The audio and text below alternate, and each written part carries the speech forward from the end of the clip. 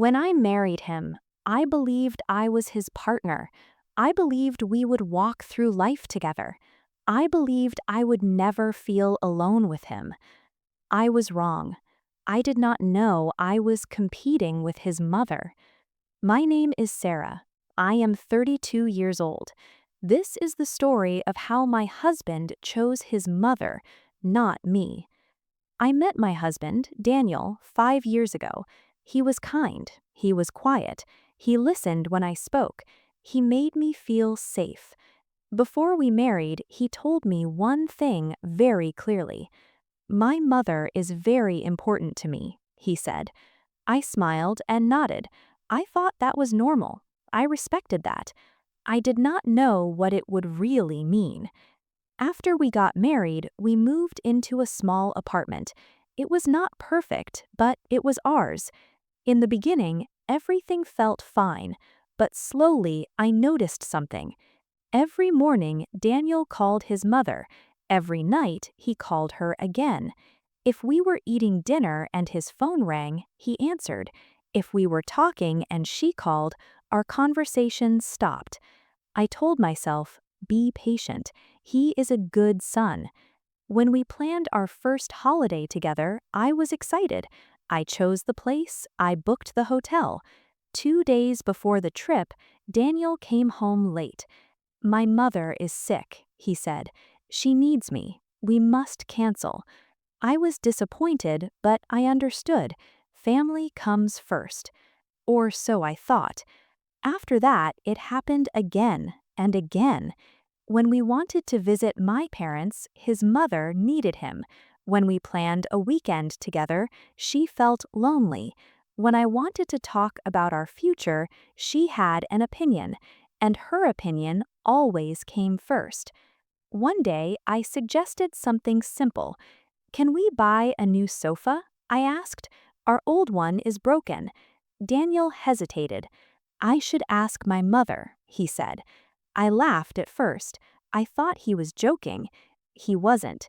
There were other moments too, small moments that slowly built into something bigger. When I cooked dinner, he would compare it to his mother's cooking. My mother makes it differently, he would say. Not mean, just honest.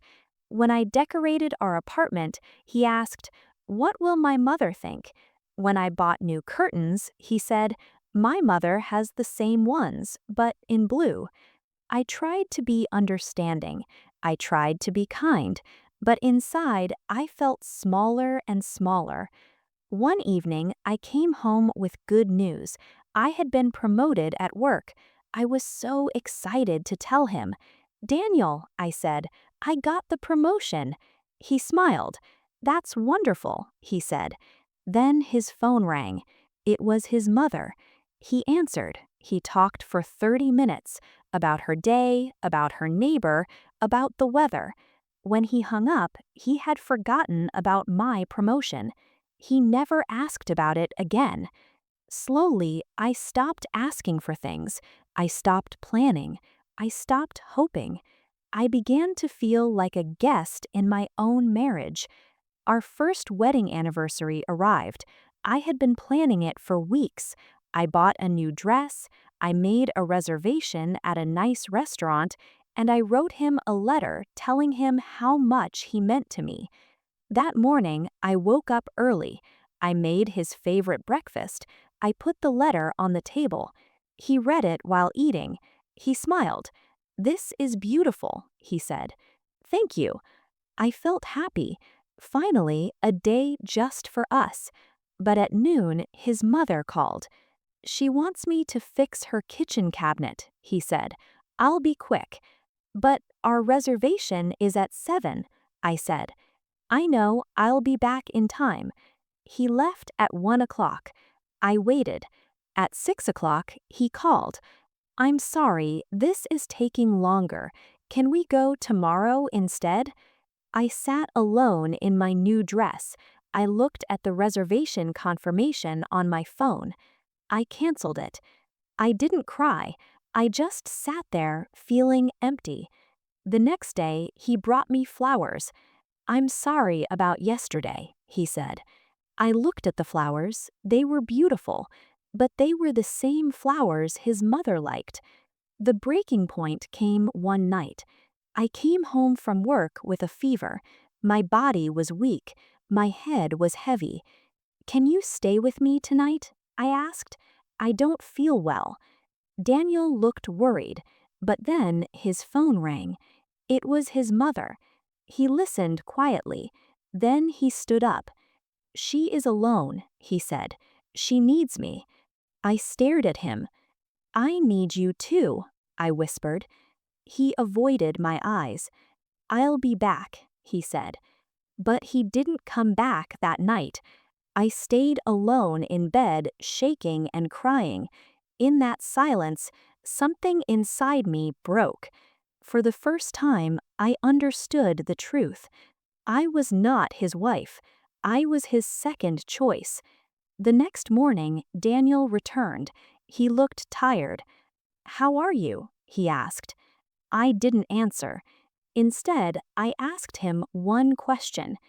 "If you had to choose, who would you choose? Me or your mother?" He froze. He didn't answer right away. That pause told me everything. "I can't leave my mother," he finally said. "She gave me everything." I nodded slowly. "I never asked you to leave her. I only asked you to choose me sometimes." He said nothing. I looked at him, really looked at him. This man was good. He was kind, but he was not mine. He belonged to someone else. That day, I packed a small bag, not because I hated him, but because I finally respected myself. I packed my clothes, my books, the few things that still felt like mine. Daniel watched me from the doorway. "What are you doing?" he asked. "I'm leaving," I said. "Why?" I stopped. I turned to face him. "Because I deserved to be someone's first choice, not their second, not their third, their first." His eyes filled with confusion, maybe even hurt. "But I love you," he said. "I know, but you love her more." At the door, he asked, "Where will you go?" I looked at him and said, "Somewhere I am not second." I did not cry when I left. I had already cried enough.